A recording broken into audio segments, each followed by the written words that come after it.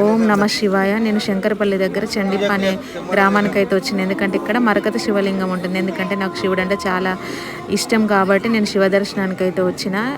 గుడి ఎంట్రన్స్లోనే కాలభైరవుడు ఉంటారు. అతని ముందు ఈ కోరికలు తీర్చే రాయి ఉంటుంది. దానిపైన మనం కోరిక కోరుకొని 2 చేతులు ఇలా పెడితే మన కోరిక నెరవేరుతుంది అనుకుంటే రాయి తిరుగుతుంది, లేదంటే తిరగదని పూజారి చెప్పారు. నేనైతే మంచి కోరికను కోరుకొని చేతులు అయితే రాయి మీద పెట్టాను. దేవుడికి మొక్కుకొని స్లోగా అయితే అది తిరగడం స్టార్ట్ అవుతుంది. నాకు చాలా హ్యాపీ అనిపించింది నిజంగా. ఈ కోరికలు తీర్చే రాయి మీద మన చేతులు పెట్టగానే మనకి అది తిరుగుతుంటే మన బాడీలో ఒక లాంటి వైబ్రేషన్ అనేది అయితే ఖచ్చితంగా అందరికీ తెలుస్తుందో లేదో కానీ నాకైతే ఆ వైబ్రేషన్ అయితే వచ్చింది. నేను ఎప్పుడు శివుడిని ఆరాధిస్తూ అభిషేకం చేసి ప్రతిరోజు అభిషేకం చేస్తుంటాను కదా, ఎప్పుడు శివుడు నాతోనే ఉంటాడని నేను నమ్ముతాను. అట్లనే ఈ రాయి మీద చేతులు పెట్టగానే రాయి అయితే తిరిగింది. నాకైతే చాలా సంతోషం అనిపించింది. శివుడు ఎప్పుడు నాతోనే ఉంటాడు.